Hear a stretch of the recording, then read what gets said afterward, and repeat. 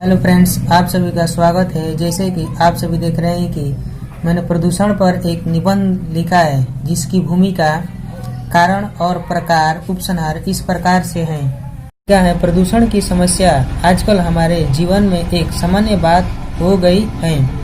प्रदूषण की समस्या को बढ़ाना या सुधारना मानव समाज की देन है। मनुष्य जब प्रकृति के कामों में बाधा डालता है तो वह स्वयं ही दुख पाता है। आजकल के बढ़ते जनसंख्या के अनुसार तथा उद्योग धंधे, कल कारखानों के कारण दूषित वायु तथा शोर शराबा से मनुष्य का जीवन तथा स्वास्थ्य बिगड़ता जा रहा है, जो यह एक खतरे की घंटी साबित हो रही है।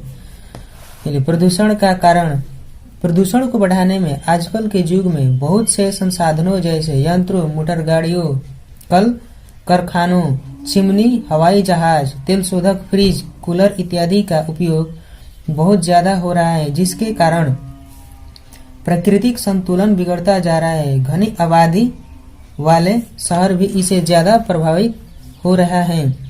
प्रदूषण के प्रकार, वैसे तो प्रदूषण के अनेकों कारण होते हैं, जिनमें से निम्नलिखित प्रमुख हैं, जैसे वायु प्रदूषण, जल प्रदूषण और ध्वनि।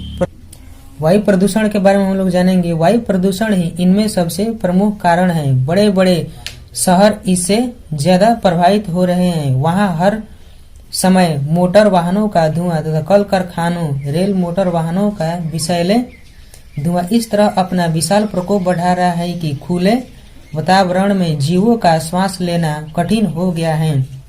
वायु में मिट्टी तथा धूल कण मिलने के कारण श्वास लेने पर मनुष्य के फेफड़ों में चले जाते हैं, जिसके कारण अनेकों प्रकार के रोग उत्पन्न होते हैं, जो कि यह एक वर्तमान समय के लिए खतरे की घंटी साबित हो रही है। जल प्रदूषण, जल प्रदूषण भी आज के युग में ऐसे अशुद्ध हो गए हैं कि मनुष्य के लिए यह पेयजल दुर्लभ हो गया है। प्राचीन काल में लोग ज्यादातर पोखर, तालाब तथा कुआं इत्यादि से जल पीते थे, लेकिन आजकल केवल पशु पक्षी जानवरों का ही पेयजल बन गया है। यह बड़े ही दुर्भाग्य की बात है। यह सब हम सभी मानव जन समुदाय की ही देन है कि नदियों तथा तालाबों में सड़े गले वस्तुएं प्रवाहित कर गंदा कर देते हैं, जो कि यह जल की गंदगी मवेशी और मनुष्य दोनों के लिए ही घातक है।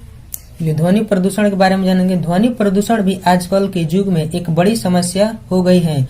वर्तमान समय में वैज्ञानिक परीक्षणों का उपयोग बहुत ज्यादा हो रहा है। यह समस्या शहरों में बहुत ज्यादा देखने को मिलती है, जैसे रेल, कारखाने तथा मोटर गाड़ी वाहनों की ध्वनि से अक्सर पढ़ने वाले शहरी छात्रों को भी यह दुर्दशा झेलनी पड़ती है। मुख्यतः यह ध्वनि प्रदूषण भी अपनी एक चरम सीमा पर है।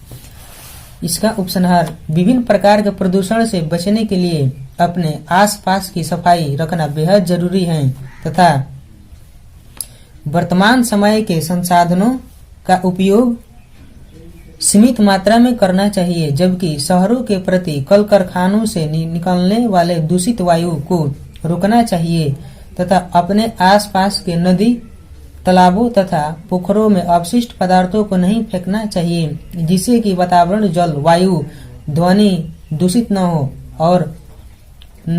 सके और मनुष्य का जीवन स्वास्थ्य बना रहे।